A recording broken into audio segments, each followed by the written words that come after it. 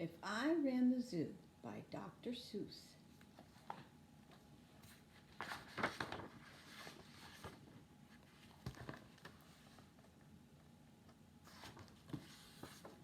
Says McGrew Zoo.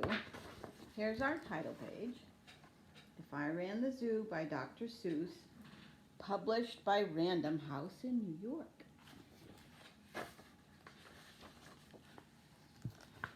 It's a pretty good zoo, said young Gerald McGrew, and the fellow who runs it seems proud of it, too.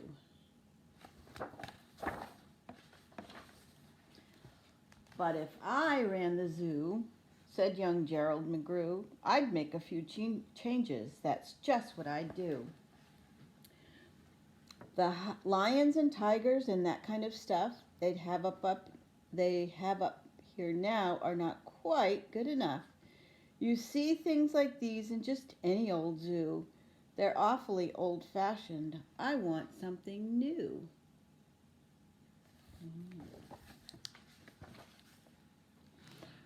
So I'd open each cage. I'd unlock every pen, let the animals go, and start over again. And somehow or other, I think I could find some beasts of a much more unusual kind.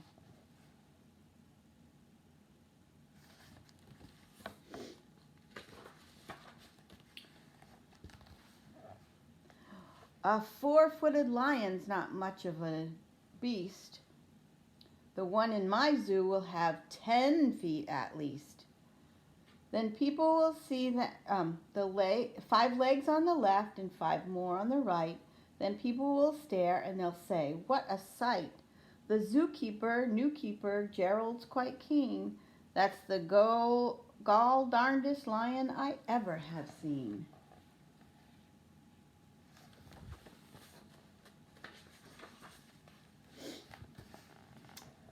My new zoo, McGrew Zoo, will make people talk. My new zoo, McGrew Zoo, will make people gawk at the strangest old creatures that ever did walk. I'll get for my zoo a new sort of a hen who roosts in another hen's top knot, and then another one roosts in the top knot of his, and another in his, and another in his, and so forth and upward and onward. Gee whiz.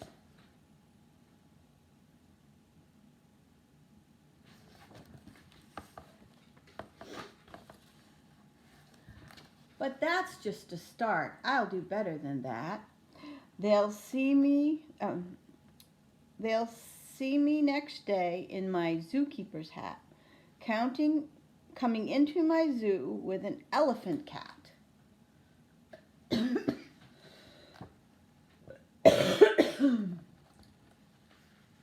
They'll be so surprised they'll all swallow their gum. They'll ask when they see my strange animals come, "Where do you suppose he gets things like that from? His animals all have such very odd faces. I'll bet he must hunt them in rather odd places."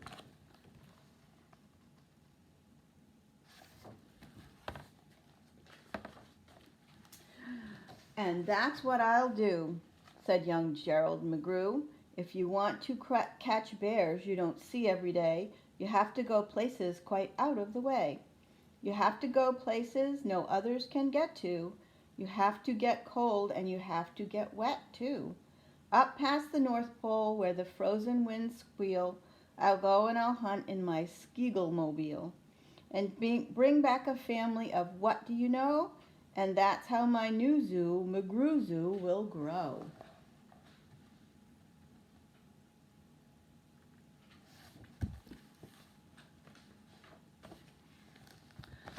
I'll hunt in the mountains of Zamba Matant with helpers who all wear their eyes at a slant and capture a fine fluffy bird called the bustard who only eats custard with sauce made of mustard, and also a very fine beast called the flustered who only eats mustard with sauce made of custard.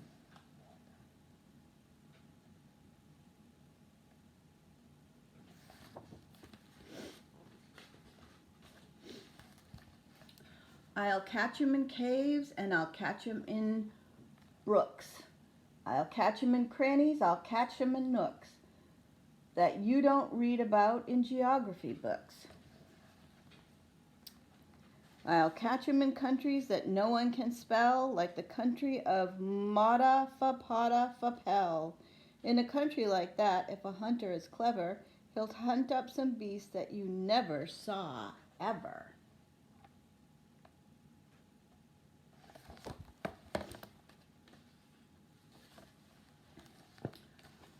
I'll load up 5 boats with a family of jotes, whose feet are like cows but wear squirrel skin coats, and sit down like dogs but have voices like goats, excepting they can't sing the very high notes.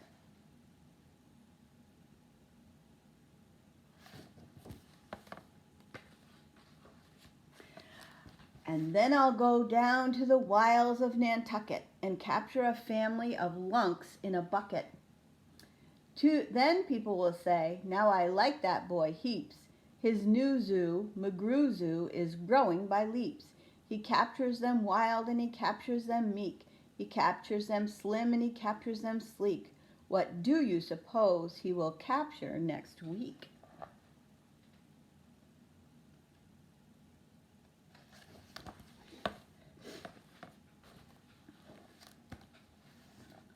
I'll capture one tiny, I'll capture one cute. I'll capture a deer that no hunter would shoot. A deer that's so nice he could sleep in your bed if it weren't for those horns that he has on his head.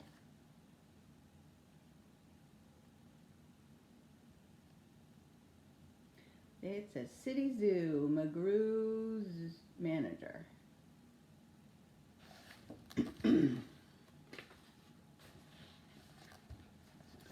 And speaking of horns that are just a bit queer, I'll bring back a very odd family of deer, a father, a mother, 2 sisters, a brother, whose horns are connected from one to the other, whose horns are so mixed they can't tell them apart, can't tell where they end and can't tell where they start. Each deer's mighty puzzled, he's never yet found if his horns are hers or the other way round.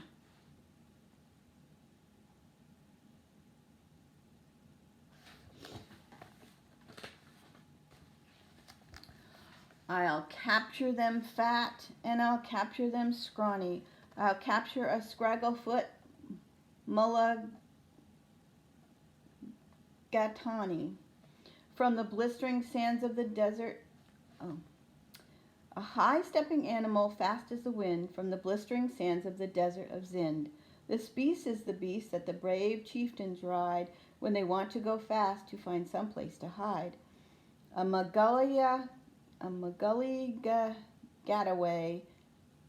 Gadawani is fine for my zoo, and so is a chieftain. I'll bring back one too.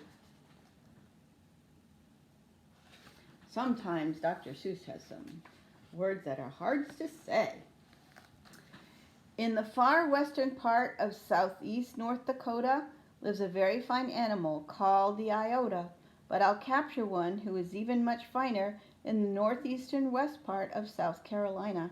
When people see him, they will say, now by thunder, this new zoo, McGrew Zoo, is really a wonder.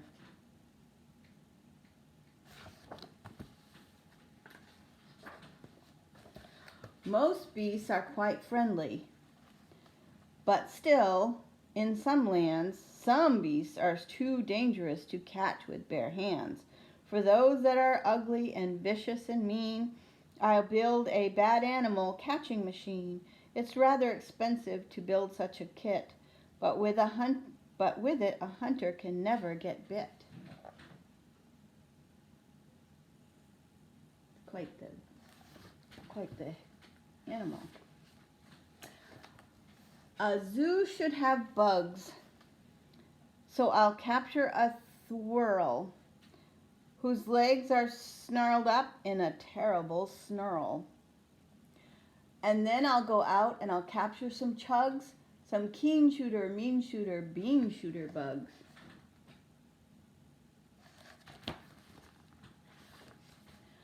I'll go to the African island of Yurka and bring back a tizzle-topped tufted mazurka, a kind of canary with quite a tall throat.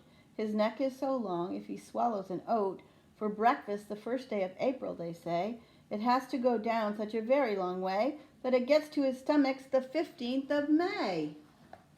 Wow.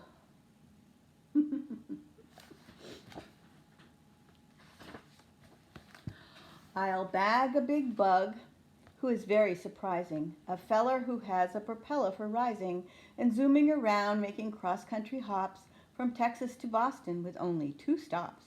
Now that sort of thing for a bug is just tops.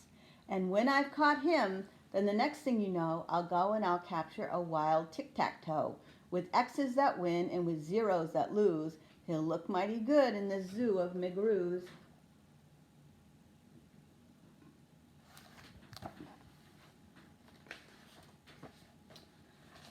I'll bring back a gusset, a gherkin, a gasket, and also a gooch from the wilds of Nantasket. And 8 Persian princes will carry the basket, but what their names are, I don't know, so don't ask it.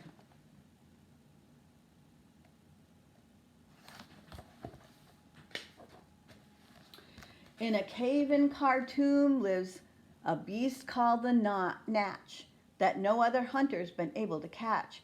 He's hidden for years in his cave with a pout, and no one's been able to make him come out. But I'll coax him out with a wonderful meal that's cooked by my cooks in my cooker-mobile. They'll fix up a dish that is just to his taste. 3 chicken croquettes made of library paste, then sprinkled with peanut shocks, pickled and spiced, then baked at 600 degrees and then iced. It's mighty hard cooking to cook up such feasts, but that's how the new zoo, McGrew Zoo, gets feasts.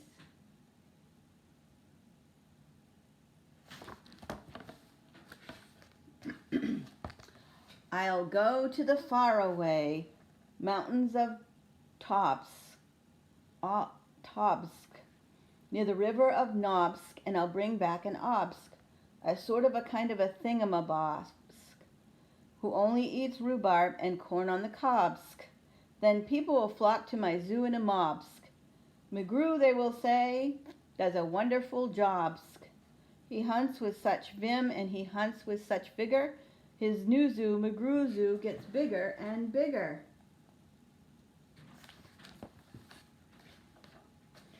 And speaking of birds, there's the Russian Palusky, whose headski is redski and belly is blueski. I'll get one of them for my zooski McGrewski.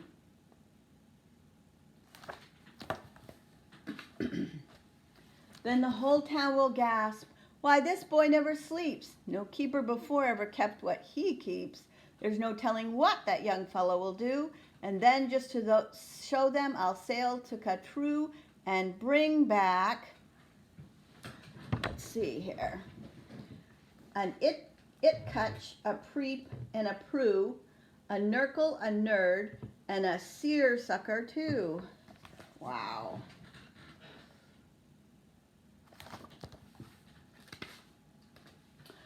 I'll hunt in the jungles of Hypnohungus and bring back a flock of wild Bippo-no-bungus. The Bippo-no-bungus from Hippo-no-hungus are better than those down in Dippo-no-dungus and smarter than those out in Nippo-no-nungus, and that's why I'll catch them in Hippo-no-hungus instead of those others in Nungus and Dungus. And people will say when they see these bips bounding, this zookeeper, new caper's simply astounding. He travels so far that you'd think he would drop. When do you suppose this young fellow will stop? Stop! Well, I should, but I won't stop until I've captured the Phizima-Wizima-dill, the world's biggest bird from the island of Gwark, who only eats pine trees and spits out the bark. And boy, when I get him back home to my park, the whole world will say, young McGrew's made his mark. He's built a zoo better than Noah's whole ark. These wonderful, marvelous beasts that he chooses have made him the greatest of all the McGrewses.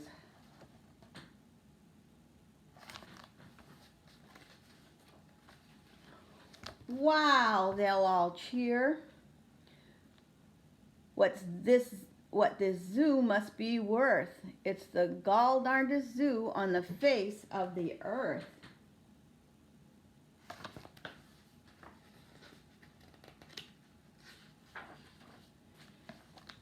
Yes, that's what I'd do, said young Gerald McGrew. I'd make a few changes if I ran the zoo. I hope you enjoyed that story. Bye.